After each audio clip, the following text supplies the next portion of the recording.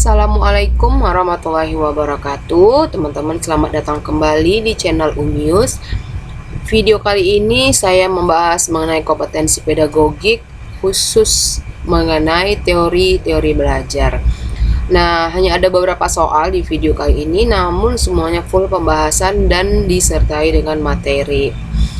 Nah, teman-teman, jangan lupa dukung channel ini. Bagi kalian yang belum subscribe terlebih dahulu dan aktifkan lonceng notifikasi kalian agar selalu update video terbaru dari kami. Video ini merupakan part 2 ya. Part satunya silahkan kalian tonton. Ya, sudah saya sertakan linknya. Kita mulai dari soal yang pertama. Sebuah teori belajar secara filosofis tentang perubahan tingkah laku sebagai hasil dari pengalaman merupakan teori belajar. A. Behaviorisme, B. Kognitivisme, C. Konstruktivisme, dan D. Afektivisme. Oke, bagi yang sudah tahu silahkan coba dijawab ya. Nah, kita lihat dulu ke pembahasannya.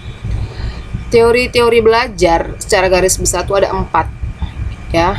Behaviorisme, humanisme, kognitivisme, dan konstruktivisme. Kita bahas dari behaviorisme, yaitu merupakan salah satu aliran dalam psikologi yang memandang individu dari sisi fenomena jasmani atau perilaku nyata yang ditampilkan seseorang. Jadi behaviorisme ini perilaku ya, kata kuncinya. Kemudian yang kedua, humanisme, memberi penekanan pada pengembangan individu sebagai manusia. Proses belajar berhulu dan bermuara pada manusia itu sendiri. Nah, jadi kalau humanisme itu bisa kita katakan seperti memanusiakan manusia gitu ya, karena kata kuncinya adalah pengembangan individu sebagai manusia. Yang ketiga, konstruktivisme, bersandar pada ide bahwa peserta didik membangun pengetahuannya sendiri di dalam konteks pengalamannya sendiri. Nah, jadi konstruktivisme berarti membangun pengetahuan sendiri dari apa yang sudah ia alami. Gitu ya. Konstruk, membangun ya. Oke, selanjutnya kognitivisme, memperhatikan proses keilmuan yang berdimensi pada ranah cipta seperti berpikir dan mempertimbangkan serta mengambil kesimpulan. Jadi kognitif ini kita melihat pola pikir ya, atau perkembangan cara berpikir seseorang. Nah, kita kembali ke soal ya. Di soal kata kuncinya adalah tentang perubahan tingkah laku. Maka pilihan jawaban yang paling tepat adalah behaviorisme, karena tadi sudah dikatakan bahwa behaviorisme ini melihat ya dari segi perilaku gitu ya. Oke, kita lanjut soal berikutnya. Berikut ini hal-hal yang perlu diperhatikan oleh guru ketika akan memberikan pelajaran pada siswa, kecuali. Nah, jadi di sini adalah hal-hal yang perlu diperhatikan guru. Nah, selain itu apa gitu ya? Yang dari sini ini pilihannya yang bukan ya, hal-hal yang harus diperhatikan guru. A. Mengetahui gambaran latar belakang peserta didik. B. Memberikan tes awal untuk melihat kesiapan peserta didik menerima pelajaran. C. Memastikan bahwa semua materi harus selesai sesuai alokasi waktu yang tersedia. D. Memilih bahan ajar, kegiatan, dan media belajar sesuai dengan kesiapan kognitif, afektif, dan psikomotorik peserta didik. Nah, dari yang keempat ini yang bukan menjadi perhatian awal bagi guru ketika akan memberikan pelajaran yang mana aja, apa ya gitu. Oke, kita lihat ke pembahasannya. Kesiapan siswa yang harus diperhatikan guru di awal pembelajaran yaitu yang pertama, seorang siswa akan belajar dengan baik jika tugas-tugas yang diberikan oleh guru sesuai dengan bidang kemampuannya, minat, dan latar belakangnya. Nah, jadi ketika akan mengajar ya, guru itu harus tahu latar belakang siswanya bagaimana, apakah bisa atau apakah berminat atau tertarik dengan materi yang akan dibawakan. gitu ya. Nah, kemudian latar belakang siswa ini kira-kira mampu nggak gitu ya untuk menerima pelajaran. Itu guru harus tahu di awal gitu ya. Kemudian yang kedua, jika guru ingin mengetahui gambaran apakah siswa tersebut memiliki kesiapan di dalam belajar, maka hendaknya guru tersebut harus melakukan pengetesan kesiapan kepada siswa. Nah, ini dia untuk menjawab dari poin pertama ini ya, apakah siswa itu mampu atau tidak, tertarik atau tidak, itu bisa dilakukan dengan pretest ya. Kemudian yang ketiga, jika seorang siswa kurang memiliki kesiapan untuk mengerjakan suatu tugas, maka lebih baik guru menundanya sampai dapat dikembangkannya atau dengan cara menata tugas itu sesuai dengan kesiapan siswa. Nah, setelah poin pertama terjawab oleh poin kedua, maka di poin ketiga ini ya, guru kalau menurut saya itu lebih baik memikirkan bagaimana teknik atau model pembelajaran apa yang harus digunakan untuk menyampaikan materi. Kalau kita pilih untuk menunggu sampai siswa benar-benar siap, ya bisa jadi nggak siap-siap gitu ya. Nah, jadi alangkah baiknya yang dilakukan oleh guru adalah memikirkan bagaimana pembelajaran itu dapat berjalan gitu ya. Bisa jadi model atau teknik pembelajaran, metodenya dibuat yang sesuai dengan latar belakang siswa.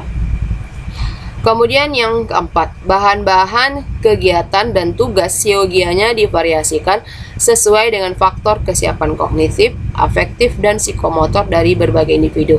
Nah, jadi poin keempat ini dapat dilakukan ya untuk di poin ketiga kita. Jadi bagaimana caranya ya, kita bisa memvariasikan bahan-bahan, kegiatan, dan media gitu ya, untuk pembelajaran itu tercapai dengan sempurna. Nah, kita kembali ke soal. Jadi yang bukan hal yang perlu diperhatikan oleh guru ketika akan memberikan pelajaran pada siswa, yaitu pilihan yang paling tepat adalah C ya. Memastikan bahwa semua materi harus selesai sesuai alokasi waktu yang tersedia.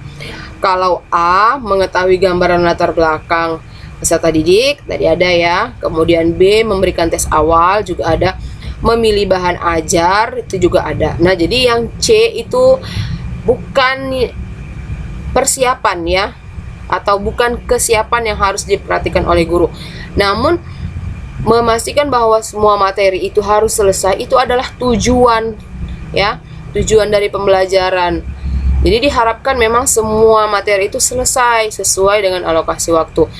Tetapi fakta di lapangan bisa saja materi yang kita sampaikan itu mendapat kendala sehingga tidak selesai dalam alokasi waktu yang tersedia. Atau sebaliknya, jika siswa berada dalam kesiapan yang optimal untuk menerima materi, bisa jadi materi pelajaran yang disampaikan itu selesai sebelum alokasi waktunya habis gitu ya. Jadi pilihan jawabannya adalah C. Oke, soal berikutnya. Ketika pergantian jam pelajaran selalu ditandai dengan bunyi bel, sebagian siswa merasa senang karena akan mendekati jam istirahat. Sebagian siswa merasa sebaliknya, merasa kurang waktu untuk materi yang diajarkan oleh guru. Hal ini menunjukkan bahwa siswa menggunakan A. Teori belajar koneksionisme, B. Teori belajar classical conditioning, C. Teori belajar systematic behavior, D. Teori belajar contiguous conditioning. Oke, dari keempat ini mana yang paling cocok ya? Jadi keempat ini merupakan teori belajar behavior ya. Kita lihat ke pembahasannya. Teori-teori belajar yang termasuk dalam kelompok behaviorisme diantaranya 1. Teori belajar koneksionisme. Tokohnya adalah Thorndike ya. Dia mengemukakan bahwa belajar merupakan hubungan antara stimulus dan respon. Nah, jadi menurut Thorndike bahwa seseorang itu belajar berdasarkan stimulus yang dia terima, gitu ya.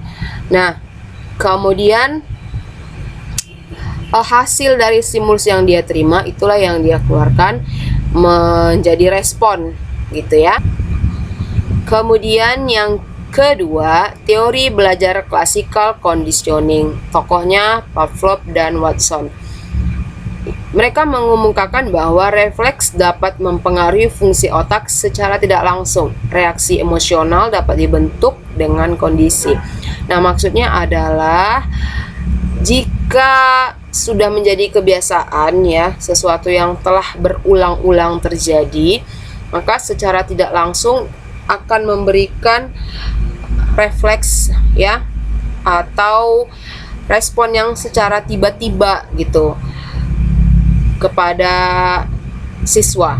Nah, refleks ini mempengaruhi fungsi otak yang secara tidak langsung akan memberikan respon yang keluar secara emosional gitu. Jadi spontanitas aja dia keluar reaksinya, ya. Kemudian yang ketiga, teori belajar sistematik behavior, ya tokohnya itu Carl Hull. Dia mengatakan bahwa suatu kebutuhan ya bisa motif, tujuan, maksud, aspirasi dan ambisi harus ada dalam diri seseorang ya sebelum suatu respon dapat diperkuat.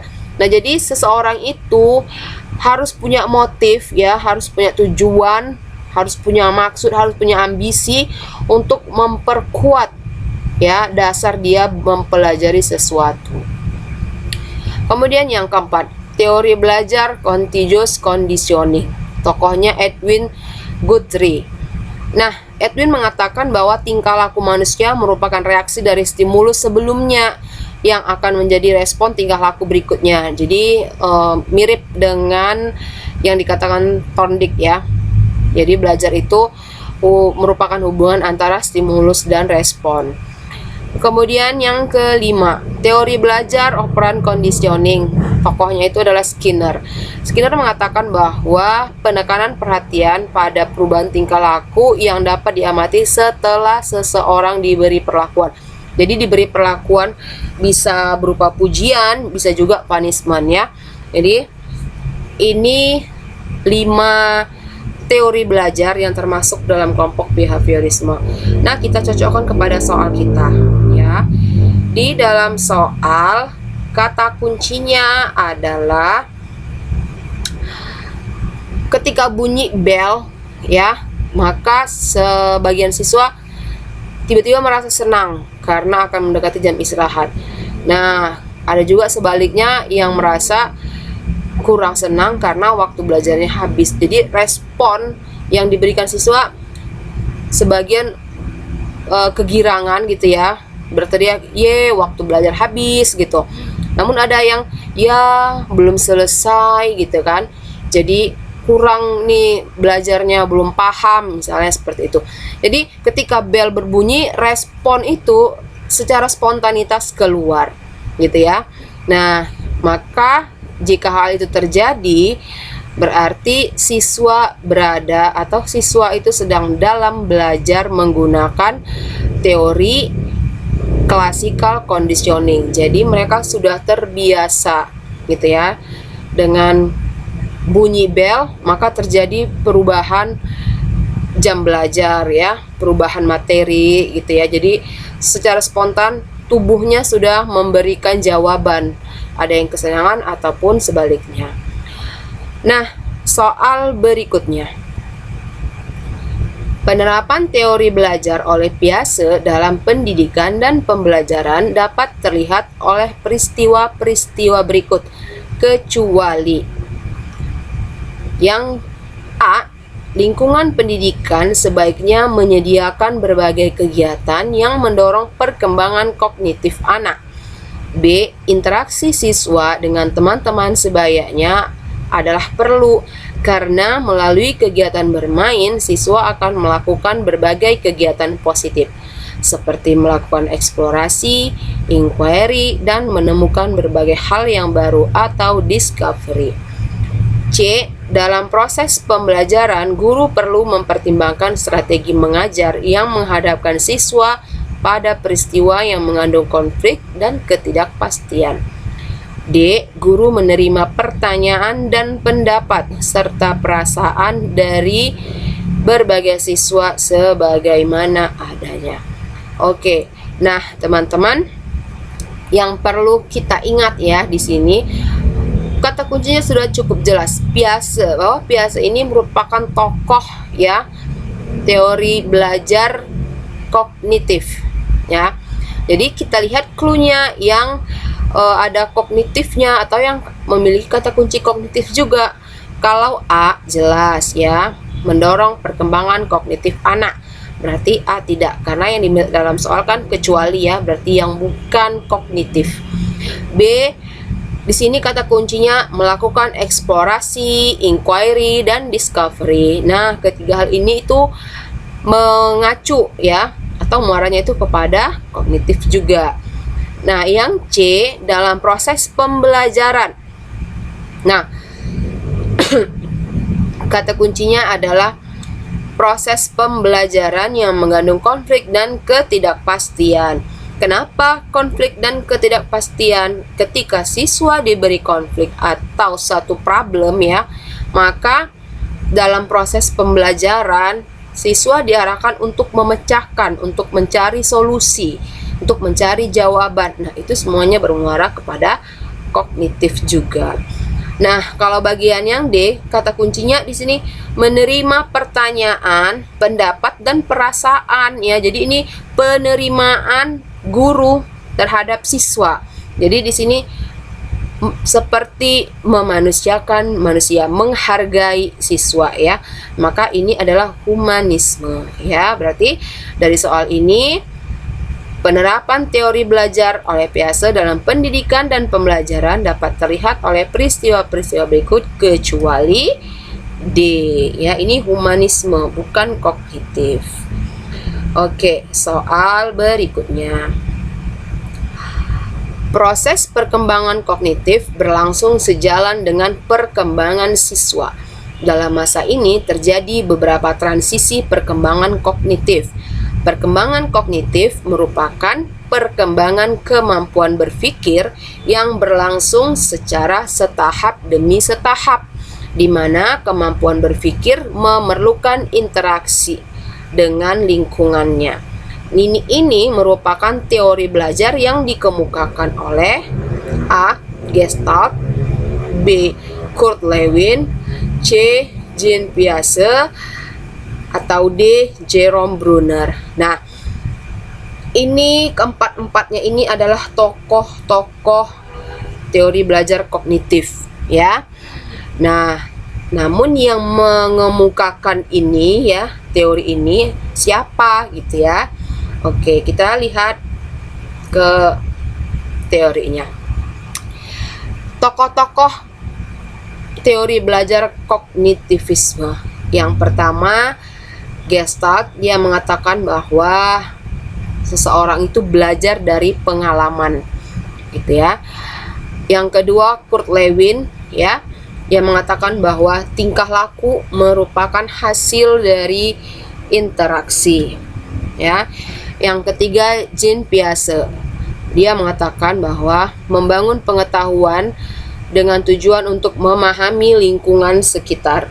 Kemudian yang keempat, Jerome Bruner yang mengatakan perkembangan kognitif berjalan sejalan dengan perkembangan siswa. Maksudnya di sini perkembangan usia ya.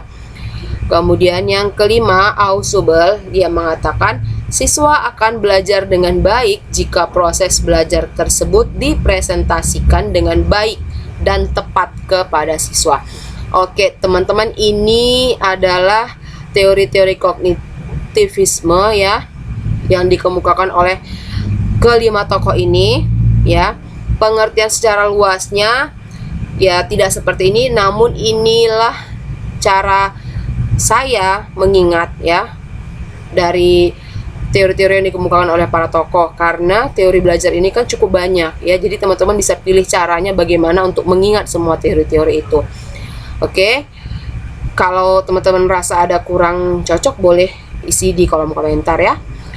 Nah, kita kembali ke soal. Ya, di sini kata kuncinya adalah perkembangan kognitif ya, merupakan perkembangan kemampuan berpikir yang berlangsung secara setahap demi setahap ya. Jadi yang mengatakan setahap demi setahap itu adalah Jerome Bruner. Jadi menurut Bruner bahwa kognitif seseorang itu akan berkembang semakin baik seiring dengan bertambahnya usia, seiring dengan kematangannya, gitu ya.